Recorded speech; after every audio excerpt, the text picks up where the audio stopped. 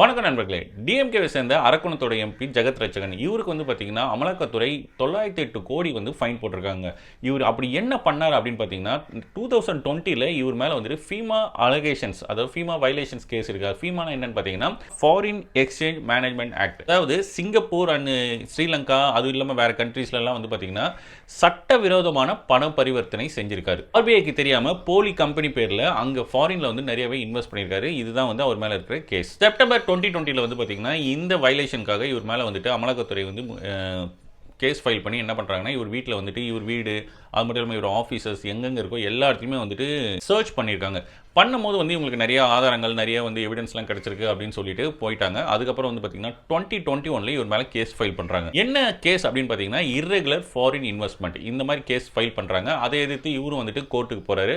கோர்ட்டில் வந்து இப்போ கரண்ட்டாக வந்து என்ன தீர்ப்பாயிருக்கு அப்படின்னு பார்த்தீங்கன்னா இவர் வந்து பண பரிவர்த்தனை இதுமாரி தப்பாக பண்ணியிருக்காருன்றது கன்ஃபார்ம் ஆகுது. அதனால இவர் வந்து நடவடிக்கை எடுக்கிறத இவர் வந்து ஃபேஸ் பண்ணி தான் ஆகணும் அப்படின்ட்டு ஹைகோர்ட் வந்து இவருடைய கேஸ், இவர் ஃபைல் பண்ண கேஸை வந்து தள்ளுபடி பண்ணிடுறாங்க. ஏற்கனவே இவர் வீட்டில் வந்து சர்ச் பண்ணும்போதே 89.97 crores வந்துட்டு ஃப்ரீஸ் பண்ணி தான் வச்சிருந்தாங்க.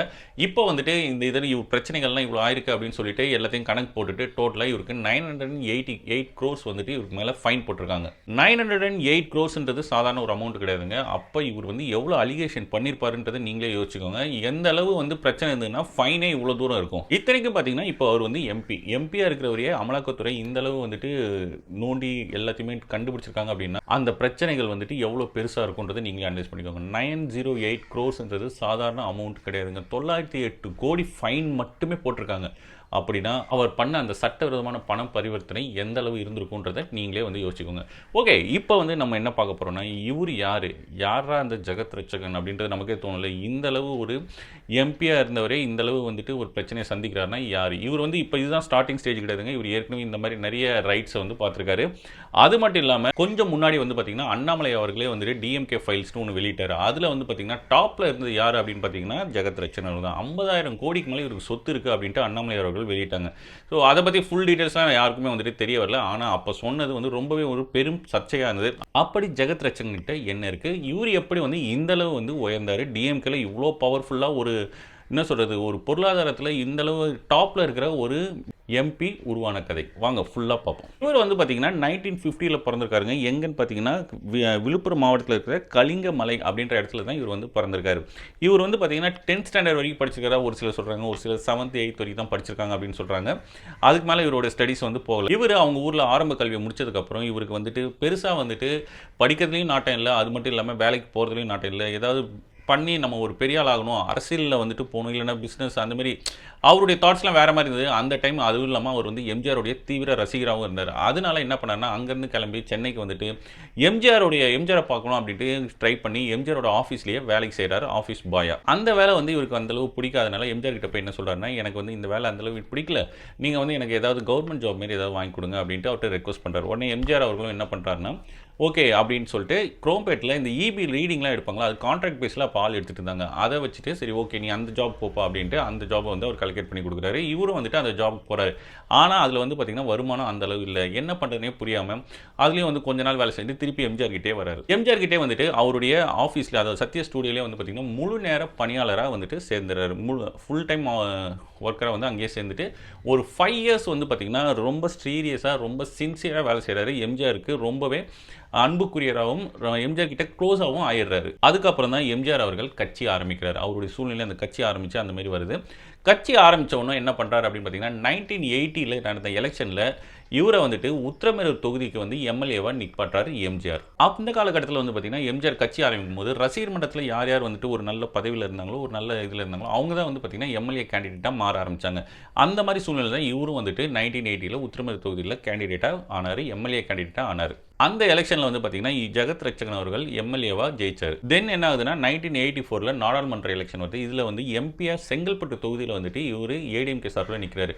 ஜெயிச்சும் அங்கே வந்து நின்னதுக்கப்புறம் வந்து பார்த்தீங்கன்னா அந்த எலெக்ஷன்லையும் இவர் ஜெயிக்கிறாரு. ஜெயிச்சதும் நாடாளுமன்ற இதில் வந்து பார்த்தீங்கன்னா இவர் தான் ஏடிஎம்கே உடைய லீடராகவும் ப்ரொமோட் ஆகுறாரு. இவருக்கு வந்து பேக் எண்டா வந்து பார்த்தீங்கன்னா ஆர்.எம். வீரப்பன் ரொம்பவே சப்போர்ட் பண்ணி இவரை வந்துட்டு புஷ் பண்றாரு. அந்த காலகட்டத்தில் என்ன நடக்குது அப்படின்னு பார்த்தீங்கன்னா எம்ஜிஆர் வந்து சீஃப் மினிஸ்டர் இருக்கும்போது அவர்கிட்ட ஒரு பேரண்ட் வந்து அவர் பையனையும் கூப்பிட்டு என்ன கேட்குறாங்கன்னா என்ன வந்து சொல்றாரு அப்படி பார்த்தீங்கன்னா என் பையனை இன்ஜினியரிங் காலேஜ் சேர்க்கணும், அதுக்கு நீங்கள் ஒரு ரெஃபரன்ஸ் லெட்டர் கொடுக்கணும் அப்படின்னு. அவரும் சரி ஓகே நான் கொடுக்குறேன் அப்படின்னு பெங்களூரில் இருக்கிற காலேஜுக்கு நீங்கள் கொடுக்கணும் அப்படின்னு சொன்னோம். ஏன் நீங்கள் பெங்களூர் போய் படிக்கிறீங்க, இங்கே தமிழ்நாட்டிலே படிக்கலாமே அப்படின்ற மாதிரி கேட்குறாரு. அப்போ அந்த பேரண்ட் எம்ஜிஆர் கிட்ட என்ன சொல்றாரு அப்படின்னு பார்த்தீங்கன்னா பெங்களூரில் தான் பிரைவேட் காலேஜஸ் இருக்கு, இன்ஜினியரிங் காலேஜஸ், இங்கே வந்து வெறும் கவர்மெண்ட் காலேஜ் இன்ஜினியரிங் காலேஜ் மட்டும் தான் இருக்கு, அதனால அங்கே தான் இன்னும் ஃபெசிலிட்டிஸ் நிறைய இருக்கும் அப்படின்ற மாதிரி சொல்றாரு.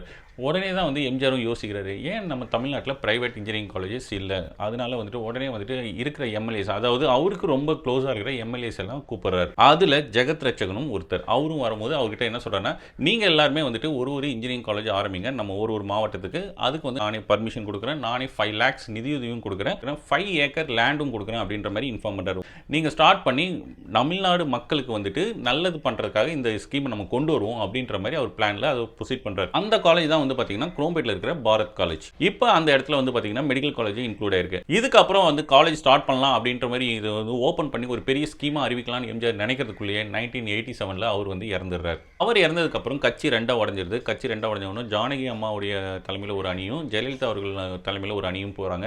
இதில் வந்து ஜெகத் ரட்சகன் அவர்கள் ஜானகி சைடில் போகிறாரு. ஜெகத் ரட்சகன் ஆர்.எம். வீரப்பன் எல்லாருமே வந்து பார்த்தீங்கன்னா ஜானகி அவர்கள் சைடில் தான் போகிறாங்க. அதுக்கப்புறம் 1989 நடந்த எலெக்ஷனில் வந்து பார்த்தீங்கன்னா ஜெகத் ரட்சகன் உத்திரமேரூரில் போட்டிட்டு தோல்வியை சந்திக்கிறார். இதுக்கப்புறம் வந்து பார்த்தீங்கன்னா இவர் எலெக்ஷனை விட்டு கொஞ்சம் ஒதுங்கிடுறாரு. ஏன்னா ஜானகி அம்மா அந்த டைம் என்ன பண்ணிடுறாங்கன்னா ஜெயலலிதா கிட்டே கட்சியை கொடுத்துட்டு அவங்களும் கட்சியை டோட்டலாக விட்டு ஒதுங்கிடுறாங்க. அதனால இவருக்கு என்ன பண்ணுறதுனே தெரியாமல் இவரும் வந்து சைலண்ட் ஆயிடுறாரு. அதுக்கப்புறம் ஜெயலலிதா அவர்களால் ஆர்.எம். வீரப்பன் வந்து கட்சியிலிருந்து நீக்கப்பட்டு அவரு எம்ஜிஆர் கழகம்ன்ற ஒரு கட்சி ஆரம்பிக்கிறாரு. அதுல பொது செயலாளராக ஜெகத் ரட்சகன் ஜாயின்ட் ஆகிறாரு. அதுக்கப்புறம் நடந்த 1999 எலெக்ஷன்ல வந்து பாத்தீங்கன்னா டிஎம்கே உடைய இந்த கட்சி வந்து அலையன்ஸ் வச்சிருக்காங்க. அலையன்ஸ் வச்சு இவரும் வந்துட்டு ஜெயிக்கிறாரு. இங்கன்னு பாத்தீங்கன்னா அரக்கோணத்தோட எம்பியா இவர் வந்து எலெக்ஷன்ல ஜெயிக்கிறாரு.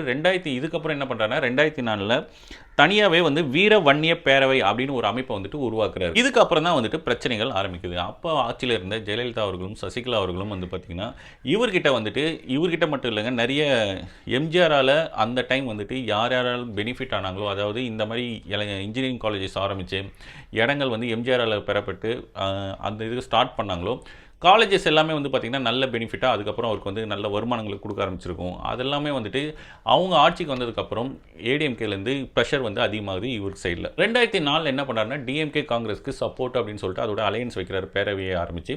ஆனாலும் அப்போ வந்து அவருக்கு வந்து எலெக்ஷனில் சீட் கொடுக்கல. இதுக்கப்புறம் வந்து பார்த்திங்கன்னா ஒரு இன்ஜினியரிங் காலேஜ், அப்புறம் மெடிக்கல் காலேஜாக பாண்டிச்சேரியில் வந்து லட்சுமி நாராயண மெடிக்கல் காலேஜ், இந்த மாதிரி ஒரு காலேஜாக அவர் வந்து அப்படியே ஒவ்வொரு இடத்துல வந்துட்டு ஆரம்பிக்கிறார். அதுக்கப்புறம் அவருடைய அந்த அமைப்பை வந்து ஜனநாயக முன்னேற்ற கழகம் அப்படின்னு ஒரு கட்சியை ஆரம்பிக்கிறார். அதுக்கப்புறம் 2009 என்ன பண்ணிடுறாருன்னா இது வேலைக்காக தனியாக கட்சியில் நடத்த முடியாது, நம்மளுடைய சொத்துக்கள் வந்து இன்னும் பிரச்சனைகள் அதிகமாகிட்டே போகுது, அவங்க வந்துட்டு எப்போ பிடுங்குவாங்கன்னே தெரியல அப்படின்ற மாதிரி சூழ்நிலை உருவானோன்னு அவங்கள்ட்ட இருந்து ப்ரெஷர் அதிகமானோன்னும் டிஎம்கேல போய் சேர்றது தான் வழி அப்படின்னு நினச்சிட்டு என்ன பண்ணிடுறாரு 2009 அப்படியே போய் டிஎம்கேல இவருடைய கட்சியை இணைச்சிடுறாரு. இவ்வளோ வருஷமா எம்ஜிஆர் கூட திமுகவை எதிர்த்த இவர் எம்ஜிஆரோட ரசிகனாக இருந்தவர் 2009 திமுகவுடைய வந்து போய் சேர்றாரு. அடுத்து நடந்த எலெக்ஷன்ல என்ன பண்றாருன்னா அரக்கோணத்தில் டிஎம்கேவுடைய கேண்டிடேட்டா வந்துட்டு போட்டியிட்டு ஜெயிக்கவும் செய்கிறார். இந்த இன்பிட்வீன் டைம்ல தான் வந்து பார்த்தீங்கன்னா 2G ஸ்பெக்ட்ரம் வந்து ரொம்பவே பெரிய இஷ்யூவாக வெடிச்சு அதுக்கப்புறம் கனிமொழியை வந்துட்டு அரெஸ்ட் பண்ணி தீகார் ஜெயிலில் கொஞ்ச நாள் வச்சிருந்தாங்க. அந்த டைம்ல வந்து இவர் வந்துட்டு தீகார் ஜெயிலில் அங்கேயே வந்து தங்கி அவர் என்ன பண்ணாருன்னா கனிமொழிக்கு எந்த அளவு ஹெல்ப் பண்ண முடியுமோ எல்லா ஹெல்ப்பும் வந்துட்டு பண்ணார். இவர் இந்த மாதிரி வந்துட்டு கனிமொழி அவர்கள் மேலே அக்கறை ரொம்பவே எடுத்துக்கிட்டது கலைஞர் அவர்களுக்கு ரொம்பவே ஒரு தாக்கத்தை உண்டாகிச்சு. அவருக்கு வந்து இவரை வந்து ரொம்பவே பிடிக்கவும் ஆரம்பிச்சது. அந்த விஷயங்கள் வந்து பார்த்தீங்கன்னா கலைஞர்கிட்ட ஜெகத் ரட்சகனை ரொம்பவே க்ளோஸ் ஆக்கிடுச்சு. அதுக்கப்புறம் தான் 2012 பார்த்தீங்கன்னா இவருக்கு இணையமைச்சர் பதவியே வந்துட்டு இவருக்கு தேடி வந்துச்சு. எரிசக்தி துறையில் இருந்தார். அதுக்கப்புறம் வந்து பார்த்தீங்கன்னா வர்த்தகமன் தொழில்துறையில் இணையமைச்சராக இருந்தார். எல்லாமே வந்து பார்த்தீங்கன்னா மன்மோகன் சிங் ஆட்சியில் இருந்தப்போ இந்த பதவியெல்லாம் வந்துட்டு இவருக்கு தேடி வந்துச்சுங்க. அதுக்கப்புறம் நடந்த 2014 நடந்த எலெக்ஷனில் வந்து பார்த்தீங்கன்னா ஸ்ரீபெரும்புதூர் தொகுதியில் போட்டிட்டு தோல்வியை தழுவினார். அடுத்து நடந்த 2019 எலெக்ஷன்ல அரக்கோணத்தில் போட்டிட்டு திரும்பவும் ஜெயிச்சாரு. அதுக்கப்புறம் 2024 இப்போ நடந்த எலெக்ஷன்லையும் அரக்கோணத்தோட எம்பியா இவர் தான் இருக்காரு. ஓகே, இப்போ வந்து இவருடைய எப்படி வந்து இவர் ஒரு கட்டமாக மூவ் ஆகி ஒரு தொழிலதிபராகவும் கட்சியில் வந்துட்டு பெரிய ஆளாகவும் வந்துட்டு எப்படி மூவ் ஆனார்ன்றதை நம்ம பார்த்தோம். ஏன் வந்து இவர் வந்து அமலாக்கத்துறையில் ரொம்பவே கவனிக்கப்படுறாரு அப்படின்னு பார்த்தீங்கன்னா இவர் வந்து பார்த்தீங்கன்னா வெறும் காலேஜஸ் மட்டும் இவர் பேரில் வந்து நிறைய காலேஜஸ் இல்லைங்க, இவர் பேரில் வந்து மதுபான ஆலைகள் இருக்குது. அது மட்டும் இல்லாமல் வந்து பார்த்தீங்கன்னா நிலக்கரி சுரங்கம் இருக்குது. இன்னும் வந்து பார்த்தீங்கன்னா சொல்லணும்னா 6 நட்சத்திர விடுதிகள் இருக்குது. இதில் வந்து ஸ்பெசிஃபிக்காக சொல்லணும்னா அக்கார்டு ஹோட்டல். அது மட்டும் இல்லாமல் மகாபலிபுரத்தில் வந்து பார்த்தீங்கன்னா கலடா சமுத்ரா ரெசார்ட் அப்படின்னு ஒரு வந்து ரெசார்ட்டே இருக்குது. ரொம்பவே பிரம்மாண்டமாக இருக்கும் அப்படின்னு சொல்கிறாங்க. இதோட ஹைலைட்டான விஷயம் என்ன அப்படின்னு பார்த்தீங்கன்னா 2019 இவர் எலெக்ஷன் நின்னார்ல, எம்பி எலெக்ஷனில் நிற்கும் போது சொத்து மதிப்பை காட்டுவாங்க.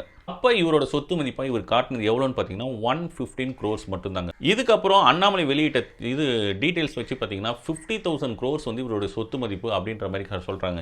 ஏன் இவ்வளோ வேரியேஷன்ஸ்? அது மட்டும் இல்லாமல் இவர் எத்தனை வருஷமாக வந்துட்டு வரி கட்டாமல் இருக்காரு, எத்தனை வருஷமாக அவர் வந்து இந்த மாதிரி வரி ஏய்ப்பு செய்கிறாரு, என்னென்ன பிரச்சனைகள் இருக்குது அப்படின்றத அனலைஸ் பண்ணுறதுக்காக தான் இவர் வீட்டில் வந்து ரைட் நடத்தினாங்க. ரைட் நடத்தும் போது நிறைய எவிடன்ஸ் கிடச்சி அந்த எவிடன்ஸை அனலைஸ் பண்ண போய் தான் இப்போ இவர் வந்துட்டு இந்த கேஸில் மாட்டியிருக்கார். இன்னமும் இவர் வந்துட்டு இப்போ ஒரு மெடிக்கல் காலேஜ் வந்துட்டு தமிழ்நாட்டில் கட்டிட்டு இருக்கிறத தான் சொல்கிறாங்க. அதுவும் 500 crores. இதுக்கு வந்து பர்மிஷன் கொடுத்ததே பிஜேபி தான். அப்படின்னு பார்த்தா இவர் இருக்கிறது டிஎம்கே சைடு, ஆனால் பிஜேபியில் இவருக்கு வந்து சப்போர்ட் இருக்கிறது தான் நமக்கு இப்போ தெரிய வருது. இதனால் இருந்தாலும் இவர் மேலே வந்துட்டு இந்த ஒரு கேஸில் வந்துட்டு ரொம்பவே ஸ்ட்ரிக்டாக வந்து பிடிச்சிட்டாங்க. ஏன் பிடிச்சாங்க? ஜெகத் ரட்சகனை மெயினாக டார்கெட் பண்ணுறதுக்கான காரணம் என்ன? இப்போ வந்து ஒவ்வொரு கட்சிக்கும் வந்து பார்த்திங்கன்னா அந்த எலெக்ஷன் டைமில் வந்து பார்த்திங்கன்னா பணப்புழக்கம்ன்றது கண்டிப்பாக நடக்கும். அதில் வந்து பார்த்திங்கன்னா டிஎம்கேவை பொறுத்த வரைக்கும் ஒரு ஸ்ட்ராங்கான ஒரு பணப்புழக்கத்தை வந்து கையில் வச்சுருக்கிற ஒரு எப்படி சொல்கிறது, ஒரு பிஸ்னஸில் வந்து இந்த அளவு ஒரு பெரிய ஒரு ஸ்ட்ராங்கான ஒரு பர்சனாக இருக்கிறது யார் அப்படின்னு பார்த்திங்கன்னா ஜெகத் ரட்சகன் அவர். ஸோ இவரை வந்துட்டு லாக் பண்ணிட்டோம் அப்படின்னா என்னாகும்? டிஎம்கேவுடைய அந்த பணம் பலம்ன்றது வந்து பார்த்திங்கன்னா கம்மியாயிடும். அது வந்து அவங்களால வந்து எப்படி பண்ணுறதுன்றது புரியாத அளவுக்கு பிரச்சனைகள் வந்து வர ஆரம்பிக்கும். அந்த கட்சியை வந்து நம்ம வந்து சாய்க்கணும். ஏன்னா தொண்டர்கள் வந்து பார்த்திங்கனாலும் சரி, அவங்களுக்கு ஓட்டு வங்கியும் பார்த்திங்கன்னா சரி, டிஎம்கேக்கு நிறைய ஒரு ஸ்ட்ராங்கான ஒரு நிலைமை தான் இப்போ தமிழ்நாட்டில் இருக்குது. அவங்க தான் ஆட்சியிலையும் இருக்காங்க. அதனால ஆப்வியஸ்லி வந்து பார்த்திங்கன்னா டிஎம்கே வீழ்த்தணும்னா ஃபஸ்ட்டு ஜெகத் ரட்சகனை நம்ம வந்து தடுமாற வச்சா மட்டும்தான் அவங்களுடைய பண பலம்ன்றது குறைய ஆரம்பிக்கும்ன்றது சென்ட்ரல் கவர்மெண்ட்டுடைய பிளானு. அந்த பிளான்னால தான் இவரை வந்து டார்கெட் பண்ணி என்னென்ன பிரச்சனைகள் இவர் வந்து என்னென்ன பண்ணியிருக்காரு எல்லாத்தையும் வந்துட்டு அனலைஸ் பண்ணி ஒரு ரிப்போர்ட் எடுத்து எல்லாமே பண்ணி பக்காவாக ஸ்கெட்ச் போட்டு இவரை வந்து இப்போ லாக் பண்ணியிருக்காங்க. இதில் நம்பத்தகாத ஒரு வட்டாரத்தில் என்ன விஷயம் வந்திருக்கு அப்படின்னு பார்த்தீங்கன்னா, இலங்கையில் இவங்க வந்துட்டு அதாவது டிஎம்கேவுடைய அமௌண்ட்டும் சரி, இவரோட அமௌண்ட்டு நிறைய பேரோட அமௌண்ட்டை சேர்த்து 27,000 crores வந்து இன்வெஸ்ட் பண்ணியிருந்ததாகவும் ஆனால் அந்த டைம் என்ன நடந்துச்சு அப்படின்னா, அங்கே இலங்கை வந்து ஏற்கனவே சைனா கிட்ட வந்து நிறைய கடன் வாங்கி அவங்க லேண்டெல்லாம் வந்து அவங்க கொடுத்துட்டு இருந்தாங்க. அதெல்லாம் வந்துட்டு எடுக்கும் போது இவங்களுடைய லேண்டும் போயிடுச்சு, இவங்களோட இன்வெஸ்ட் பண்ண அந்த லேண்ட் பகுதியும் வந்து டோட்டலாகவே போயிடுச்சு அப்படின்னு சொல்கிறாங்க. அதனால இவருக்கு பயங்கர ஒரு இழப்பு ஏற்பட்டதாக தான் சொல்லிட்டு இருக்காங்க. ஆனால் இது எந்த அளவு உண்மை அப்படின்றது நமக்கு தெரியல. இப்போ வந்து இடி ரைட் மட்டும் தான் நமக்கு வந்துட்டு கன்ஃபர்மேஷனான ஒரு விஷயம். இது வந்து இருக்கலாம், இல்லைனா வந்துட்டு இல்லாமலும் இருக்கலாம்.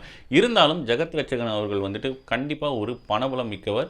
அது மட்டும் இல்லாமல் பிஸ்னஸ் லைனிலும் பயங்கரமான ஒரு இப்போ டாஸ்மாக் எடுத்துக்கிட்டிங்கனாலே டாஸ்மாக் கொடுக்குற சப்ளையரில் மெயினான ஆள் யாருன்னு பார்த்தீங்கன்னா ஜெகத் ரட்சகன் தான். தமிழ்நாட்டில் எந்த கட்சி ஆட்சிக்கு வந்தாலும் இவருடைய நிறுவனங்கள் தான் சப்ளை பண்ணுறாங்க. இவரோட மட்டும் இல்லை, இன்னும் ஒரு 4-5 பேர் இருக்காங்கன்னு வச்சுக்கோங்களேன். அதில் வந்து மெயினான ஆள் யாருன்னு பார்த்தீங்கன்னா ஜெகத் ரட்சகன். அதே போல் இவருக்கு வந்து பார்த்திங்கன்னா நிலக்கரி சுரங்கங்கள் இருக்குது. இதெல்லாம் வந்து இவருடைய பிஸ்னஸை வந்து பயங்கரமாக விரிவாக்கம் செஞ்சிட்டாருன்றது தான் காமிக்குது.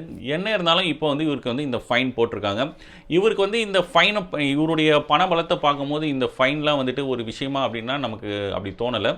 இருந்தாலும் இவரும் வந்துட்டு ஒரு எம்பியாக வந்துட்டு இந்த மாதிரி ஒரு தவறுதலை செஞ்சுருக்காரு அப்படின்னா அந்த எம்பி பதவியை அவர் வந்துட்டு மிஸ்யூஸ் பண்ணியிருக்க தான் செய்யணும். கரெக்டுங்களா? ஒரு சாதாரண மனிதனாக நம்ம வந்து பார்க்க வேண்டியது என்ன அப்படின்னு பார்த்தீங்கன்னா, ஒரு ஆஃபீஸ் பாயாக அவருடைய கேரியரை ஆரம்பித்தவர் இப்போ அவர் இருக்கிற ரேஞ்ச் வந்து பார்த்திங்கன்னா டிஎம்கேலேயே ஒரு பயங்கரமான பலம் இருக்கிற ஒரு மினிஸ்டர் இவர் தான்றாங்க. டாப்பில் இருக்கிற மினிஸ்டரே இவர் தான் சொல்கிறாங்க. இவருக்கு இன்னொரு ஆசையும் இருந்ததா என்ன சொல்கிறாங்கன்னா, புதுச்சேரியோடைய சீஃப் மினிஸ்டர் டிஎம்கே சார்பில் இவர் கேண்டிடேட் ஆகணும்னு ரொம்பவே ட்ரை பண்ணதாகவும் சொல்கிறாங்க. ஆனால் வந்து அது நடக்கலை. ஃப்யூச்சரில் நடக்குமான்றது நமக்கு தெரியல. இப்போ ஸ்டாலின் அவர்கள் யூஎஸ் போன டைமில் வந்து பார்த்திங்கன்னா இந்த விஷயங்கள்லாம் நடந்து இவரை வந்து இந்த மாதிரி லாக் பண்ணிட்டாங்க. ஃப்யூச்சரில் வந்து என்ன நடக்கும், அடுத்தது யார் இருப்பாங்க, இன்னும் வந்துட்டு ஏற்கனவே வந்து பார்த்திங்கன்னா செந்தில் பாலாஜி அவர்கள் இன்னும் வந்துட்டு கஸ்டடியில் தான் இருக்கார். அவருக்கு என்ன தீர்ப்பு வரும் அப்படின்றதையும் நம்ம வந்துட்டு பொறுத்து தான் பார்க்கணும். இருந்தாலும் ஒரு எம்பி ஆனவர் அவருடைய பதவியை வந்து மிஸ்யூஸ் பண்ணதுனால தான் இந்த மாதிரி நடந்திருக்கதா வந்துட்டு அமலாக்கத்துறை சொல்கிறாங்க. இதெல்லாம் நம்ம வந்துட்டு பார்க்கும்போது நமக்கு வந்து கொஞ்சம் கஷ்டமாக தான் இருக்குது. ஒரு எம்பி ஆனவர் எப்படி இருக்கணும், நாட்டுக்கு அதாவது அவருடைய தொகுதிக்கு வந்து நல்லது செய்யணும், தமிழ்நாட்டுக்கு வந்து நல்லது செய்யணுன்றான் எல்லாருமே எதிர்பார்ப்பு இருக்கும். இந்தளவு வந்துட்டு ஒரு தப்பு பண்ணிவிட்டு அதுக்கு வந்து அமௌண்ட் இவ்வளோ தூரம் ஃபைன் போடுற அளவுக்கு இருக்குன்னா அப்போ அவர் எந்த அளவு வந்துட்டு அவருடைய பதவியை மிஸ்யூஸ் பண்ணி எந்த அளவு ஷேர்ஸ் எந்த அளவு பண்ணியிருப்பான்றதை நீங்களே பார்த்துக்கோங்க.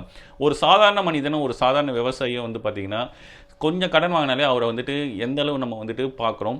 கடன் வாங்கினவங்க கடன் அடைக்க முடியலன்னா அவங்க எந்த அளவு சில சமயம் விவசாயிகள் வந்து தூக்கு போடுற அளவுக்கு, அதாவது சூசைட் பண்ணிக்கிற அளவுக்குலாம் போகிறாங்க. அந்த அளவு இருக்கிற ஒரு நாட்டில் இந்த அளவு இருக்கிறவங்களும் தைரியமாக இவ்வளோ வசதிகள் இருந்தும் இந்த மாதிரி ஒரு விஷயங்கள் பண்ணிவிட்டு இப்போ ஃபைன் கட்டுறாருன்னா அப்போ அவருக்கு வந்து எந்த அளவு தைரியம் இருக்கும், அவருக்கு அவருடைய பின்புலம் எந்த அளவு இருக்குன்றதை நீங்களே பார்த்துக்கோங்க. இந்த மாதிரி சில பேர் சில விஷயங்கள் பண்ணுறதுனால தான் நம்மளுடைய முன்னேற்றம்ன்றது தடைபடுதுன்றது என்னுடைய கருத்து. உங்களுடைய கருத்து என்னன்றதை கமெண்ட் பண்ணுங்கள்.